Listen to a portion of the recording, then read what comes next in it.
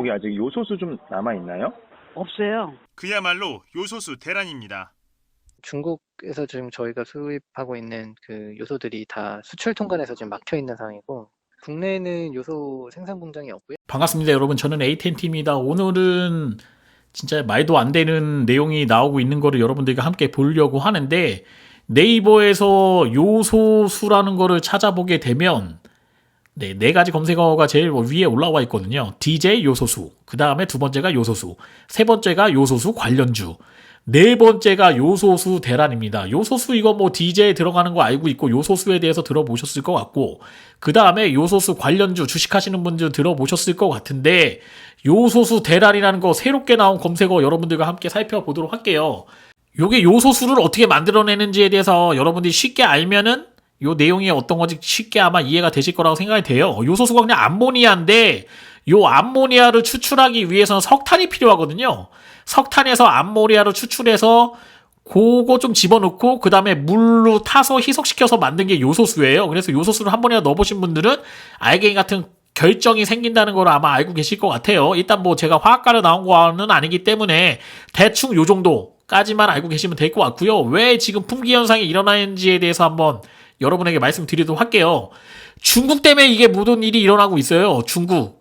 네, 중국도 이유가 있으니까 요 내용을 발생시켰겠죠. 내용 즉슨 이렇습니다. 중국에서 요소수 품귀 현상이 일어나는 것의 원인이 되는데, 그 이유는 요소수의 원재료인 요소에 대한 수출 전 검사를 의무했어요. 원래는 그냥 막 수출해도 되는 거예요. 검사 없이 수출해도 되는 품목이었는데, 야, 중국 당국에서 야, 이거 수출할 때 검사 좀 받아, 이런 식으로 의무화를 했다는 거죠. 근데 중요한 건 뭐가 있냐면, 이 검사에 대한 기준이 없어요. 이게 뭐 어떤 기준이 있어야 기준에 맞춰가지고 검사를 받을 텐데, 기준에 대한 건 없다는 겁니다. 기준이 없기 때문에 업계에서는 사실상 이거 수출 못하게 하려고 하는 거다. 수출 제한 조치다. 이렇게 받아들이고 있거든요. 중국에서 수출 제한을 하게 된 이유가 또 있습니다. 최근에 중국하고 호주하고의 그런 갈등에 대해서 아마 뉴스에서 들어보신 분들 있을 것 같아요. 그래서 호주에서 랍스타의 80%를 소비하던 나라가 중국인데, 호주하고 갈등 때문에 랍스타가 수출이 안 되니까 호주에서 랍스타를 잡아오는 분들이 거의 다 망하거나 파산하거나 직전까지 갔다, 이런 뉴스도 많이 보셨을 것 같고, 중국하고 호주하고 지금 대립하고 있는데, 이게 석탄이 있어야지만 요소수를 생산할 수 있다고 제가 말씀드렸잖아요.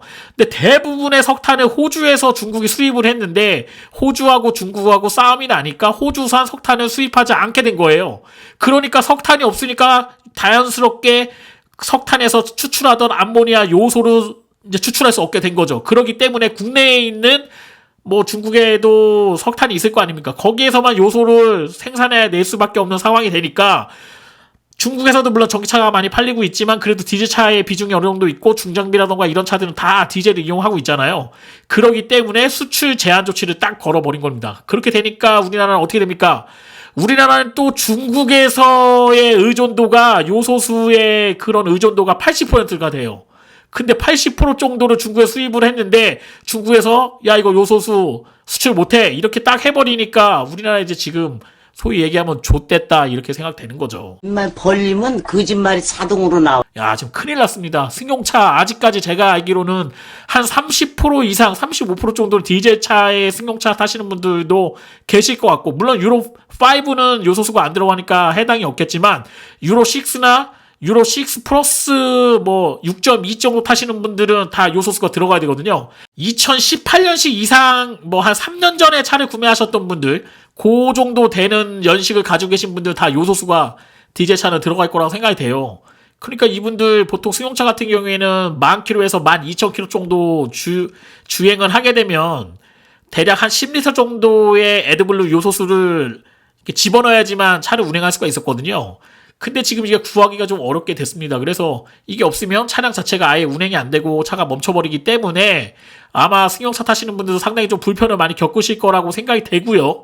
그 다음에 제일 문제는 중장비가 있습니다. 왜냐면 트럭이라던가, 우리나라는 육상 물류를 제외하고 해상이라던가 아니면 항공 물류를 하기에는 나라가 좀 작잖아요. 그렇기 때문에 대부분이 육상 물류로 되어 있는데, 육상에서 물류하는 차량의 대부분이 트럭이잖아요. 트럭에 다 요즘에 요소수가 들어가요. 옛날 구형차 빼고는 다 요소수가 들어가는데 요소수가 없으면 이거 물류가 왔다 갔다 못하겠죠. 이렇게 되면은 물류비 대란이 일어날 수도 있고, 지금 뭐 최근에 우리가 느낄 수 있는 거는 택배 하시는 분들도 이런 트럭에 아마 요소수가 들어갈 거예요. 근데 요소수가 없으면 쿠팡이라던가 이런 것도 안 될 수도 있고, 여러 가지 뭐 로켓 배송이라던가 이런 배송도 물류가 생길 수 있고, 물류가 안 되면 비용이 자연스럽게 상승할 수 있는 요소가 발생할 수 있다는 거죠. 이게 아마 체감적으로 여러분들이나 저도 마찬가지지만 느낄 수 있는 그런 큰 불편이 아닐까 생각됩니다.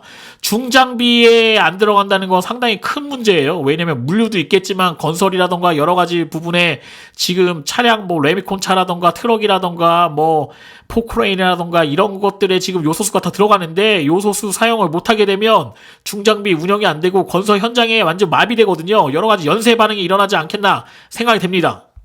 최근에 이게 요소수 급등 때문에 커뮤니티에서는 최근에 올라온 요소수 대란에 대해서 살펴보면 며칠 사이에 가격이 50% 정도 오르고 있다고 얘기를 하네요. 아마 주유소에 요소수를 판매하는 곳이 있는데 제가 카페라던가 이런 데 들어가서 찾아보니까 한 6군데 7군데 가서 간신히 요소수를 넣고, 뭐 디젤차라던가 중장비 운영하시는 분들은 사재기 하듯이, 왜냐면 이게 생계하고 관련이 있기 때문에 거의 뭐 100리터, 200리터 이렇게 사가시는 분들도 있다고 얘기를 하거든요. 보통 1리터에 1,000원 정도 합니다. 10리터 정도 하는 요소수가 8,000원에서 12,000원 정도의 가격에 형성되어 있던 게 일반적인 건데, 지금 인터넷에 들어가게 되면 가격이 뭐 5만원 정도에 올려놔도 품절됐다, 일시 품절됐다. 요소수 10리터에 지금 4,500원, 뭐 8만원, 6만원, 6만원짜리도 있고 여러 가지 가격이 지금 뭐 말도 안 되는 진짜 한 6배, 7배 정도 일어나는 가격으로 형성되어 있는 것도 아마 여러분들이 찾아보실 수 있을 것 같아요. 이게 요소수 오르는 게 나는 디젤차 안 타고 있는데 무슨 상관이 있느냐 이렇게 말씀하시는 분들도 계실 것 같은데, 요소수 대란이 일어나게 되면요, 디젤 화물차 대란이 일어나고요, 디젤 화물차 대란이 일어나면요, 물류 대란이 또 일어날 수 있고요, 물류 대란이 일어나면요, 직접적으로 모든 국민이 피해볼 수 있는 게 농산물 폭등으로 이어질 수 있다는 겁니다. 왜냐면 과일이라던가 농산물 같은 경우에는 판매돼야 될 시기가 있거든요. 자연스럽게 썩잖아요. 뭐 이렇게 야채라던가 이런 거 집에다 가게 놔두게 되면은 며칠 정도 지나면 곰팡이가 있거나 썩게 되기 때문에 아마 야채라던가 이런 거에 대한 대란이 일어날 가능성이 있고요. 그 다음에 최근에 나오는 이제 유럽에서 나오고 있는 뉴스인데, 차량용 마그네슘 대란이 또 일어날 수 있다고 얘기합니다. 마그네슘 대란이 일어나게 되면 이제 무슨 일이 일어나는지 또 말씀을 드릴게요. 지금 세계 마그네슘 생산의 80%를 또 중국에서 차지를 하고 있는데, 요 코로나나 뭐 이런 것 때문에 마그네슘 생산의 80%가 중국에서 생산을 하고 있는데, 중국 내 전력난에 대해서 한번 들어보셨을 것 같아요. 석탄 수입을 또 안 하게 되니까 중국이 지금 전력난, 이거 말도 안 되는 얘기인데 전력난을 지금 겪고 있거든요. 전력난과 석탄 부족으로 인해서 마그네슘 생산량이 급감하고 있다고 얘기는 하네요. 근데 마그네슘 생산이 급감하게 되면 무슨 문제가 생기냐면은, 이게 제련소, 우리나라에도 포항제철이라던가 뭐 여기 당진제철이라던가 현대제철 같은 게 제철 회사가 있잖아요. 이게 마그네슘이 없으면요, 자동차 생산을 또 못할 수가 있어요. 지금 반도체 이슈 때문에 자동차 생산이 또 원활하게 되지 않아가지고 우리가 불편함을 많이 겪고 있는데, 제련소에서 마그네슘을 또 용광로에다 집어넣어갖고 원석하고 녹여가지고 여러 가지 뭐 전기장치라던가 이런 거를 만들어내야 되는데, 이거 뭐 호주하고 싸움 때문에 석탄 하나 없어가지고 전력도 못 만들어낸 나라가 이 중국이라는 나라가 전 세계 마그네슘 생산의 80%를 가지고 있다는 게 참 대단하다는 생각도 들고요.